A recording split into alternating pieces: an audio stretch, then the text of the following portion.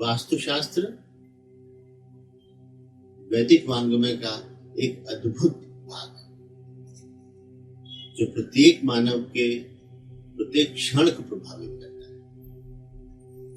अब प्रश्न यह है कि वास्तुशास्त्र की परिभाषा क्या है। तो वास्तुशास्त्र वैदिक वांग्मय के स्थापत्य वेद का अंग है। स्थापत्य वेद अथर्ववेद का उपवेद है। वेद कितने हैं? वेद हैं 4: ऋग्वेद, सामवेद, यजुर्वेद और अथर्ववेद। इन चारों वेदों के 4 उपवेद हैं। वेदों का मतलब होता है pure science, pure natural law based science, और उपवेद का मतलब होता है इन प्योर साइंसेस की अप्लाइड साइंसेस। तो ये जो 4 वेद हैं जिसमें कि सारे वैदिक वांग्मय की व्याख्या कर देते हैं। 4 वेद, ऋग्वेद, सामवेद, यजुर्वेद और अथर्ववेद। इनके 4 उपवेद आयुर्वेद, गंधर्ववेद, स्थापत्यवेद और धनुर्वेद। और फिर इनके 6 वेदांग हैं। वेद को अगर एक पूरा शरीर माना तो उसके 6 वेदांग हैं। 6 वेदांग का अर्थ शिक्षा, कल्प, व्याकरण, निरुक्त, छंद एंड ज्योतिष। फिर इसी तरह 6 उपांग हैं। वेदों के 6 उपांग। उपांग का अर्थ न्याय, वैशेषिक, सांख्य, योग, कर्म मीमांसा एंड वेदांत। फिर इसी प्रकार इतिहास, पुराण, स्मृति और उपनिषद, अरण्यक, ब्राह्मण। ये एक पूरा स्वरूप है वैदिक वांग्मय। फिर अलग अलग विद्वानों ने, अलग अपने फील्ड के एक्सपर्ट्स ने इसमें और भी ब्रांचेस जोड़ी। अब इस महत्वपूर्ण विषय को समझने के पहले ये जानना बहुत आवश्यक था। क्यों? क्योंकि वेद को जब एक संपूर्ण शरीर माना, उसके सारे वेद वेदांगों का, उपांगों का हमने वर्णन किया। ये इसलिए किया क्योंकि इससे वास्तुशास्त्र की व्यापकता सिद्ध होगी। जिस प्रकार वैदिक वांग्मय में हर विषय की अपनी क्वालिटीज होती हैं, अपनी विशेषता होती है, अपनी विशेष सामर्थ्य होती है, उसी प्रकार प्रत्येक विषय की अपनी सीमाएं भी होती हैं। जैसे ज्योतिष शास्त्र, ज्योतिष का शास्त्र। वैदिक वांग्मय में इसको नेत्र कहा गया, वेदों का नेत्र कहा गया ज्योतिष। तो नेत्र कब तक फंक्शन करता है?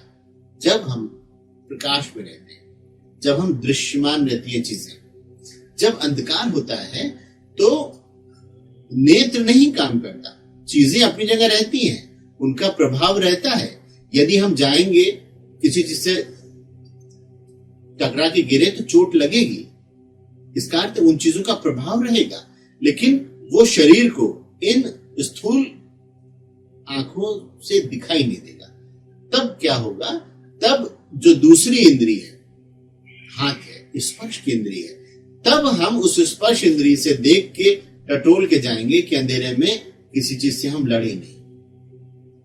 तो हमको सुगम जीवन को सुगम बनाने के लिए दूसरी इंद्री काम आएगी। तो इसी प्रकार वैदिक शास्त्र में, वैदिक वांग्मय में अलग अलग विद्याएं हैं जो एक दूसरे को कॉम्प्लीमेंट करती है।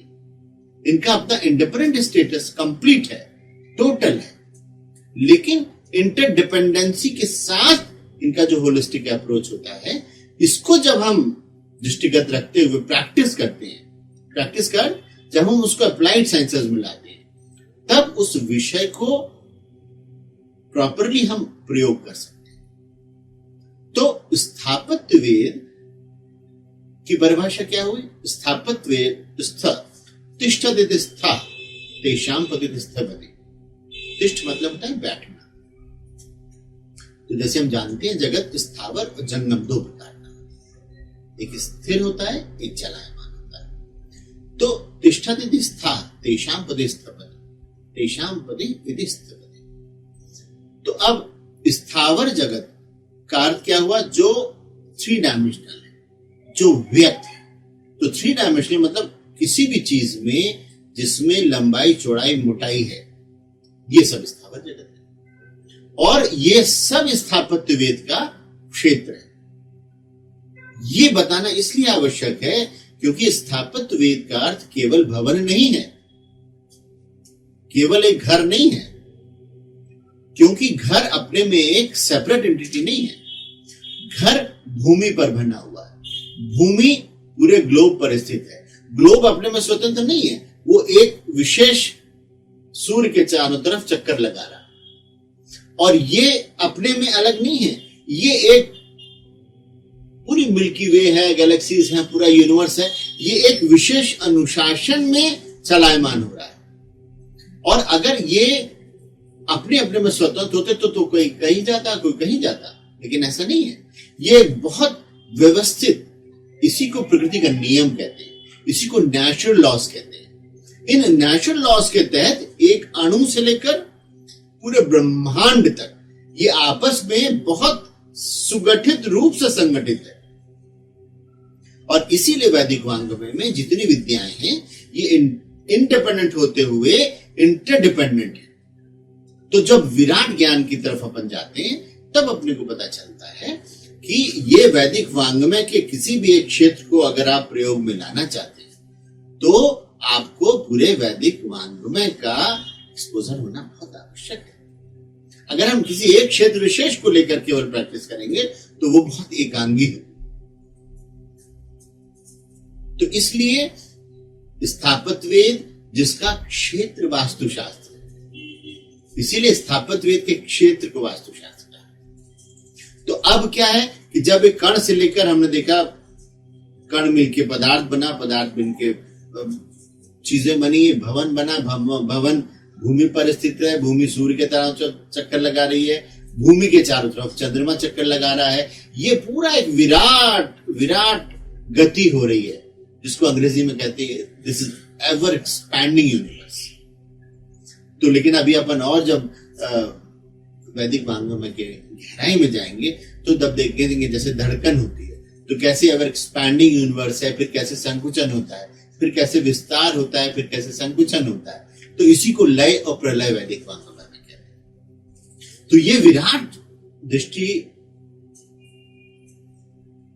रखना इस विषय विशेष के परिप्रेक्ष्य में बहुत आवश्यक है और इसी आधार पर हम समझ सकेंगे कि वास्तुशास्त्र को एक अलग शास्त्र नहीं है। केवल वास्तुशास्त्र को ही प्रैक्टिस करके वास्तुशास्त्र का हम पूरा लाभ नहीं ले सकते जब तक वैदिक वांग्मय के सारे क्षेत्रों का हम ज्ञान नहीं करें। तो अब स्थापत्य के बारे में जब हमने डिटेल में देखा तो देखा कि पूरा ब्रह्मांड, और पूरे ब्रह्मांड में क्या आता है? भूमि आता है, भवन आता है, वनस्पति आती है। आपके आसपास कैसी वनस्पति है, आपके पास की टोपोग्राफी कैसी है, आपकी भूमि का रसायन कैसा है, सॉइल की केमिस्ट्री कैसी है, वो पर्टिकुलर उस पूरे ग्लोब में किस लॉन्गिट्यूड लैटिट्यूड पर है, सोलर सेलेस्टियल रेडिएशंस उस पर किस प्रकार के पड़ते हैं, वहां किस प्रकार की ऊर्जा प्रयोग में लाती है। इसीलिए ये समझना बहुत आवश्यक है, ये सारी चीजें डिटेल में समझना बहुत आवश्यक है, क्योंकि तभी हम जान पाएंगे कि अगर हम वास्तुशास्त्र का कोई एक नियम बता रहे हैं तो ये हम आप लोगों से संप्रेषण तो कर रहे हैं इस चैनल के माध्यम से, लेकिन ये जो भी नियम है ये जनरलाइज नहीं किए जा सकते। अगर हमने कोई नियम बताया कि ये पर्टिकुलर ये किचन, ये रसोई साउथ ईस्ट में होना चाहिए, अग्निकोण में होना चाहिए, लेकिन ये नियम बोलने का ये कदापि अर्थ नहीं है कि जितने लोग पृथ्वी पर हैं सबके लिए ये नियम उपयुक्त है। ये बहुत आवश्यक है समझना, क्योंकि अगर हम देखते हैं कि जितनी अपनी 65 करोड़ अरब आबादी दुनिया की है, सबके चेहरे अलग हैं, सबकी आवाज अलग है, सबको आप रिकॉग्नाइज कर सकते हैं सेपरेटली। इसी प्रकार जैसी जिस व्यक्ति की प्रकृति होती है, प्रवृत्ति होती है, उसके हिसाब से उसको प्रिस्क्रिप्शन दिया जाता है।